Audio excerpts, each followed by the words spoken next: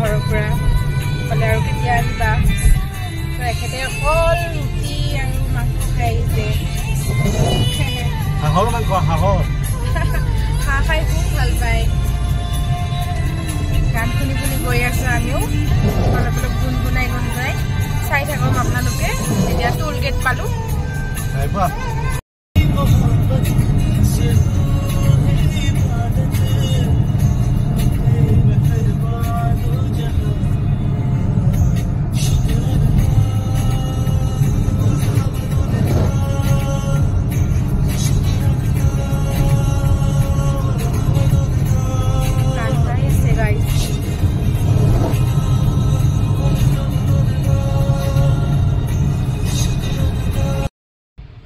finally guys আমি আহি Barpeta road পালোঁ ইয়াতে খাবলৈ বুলি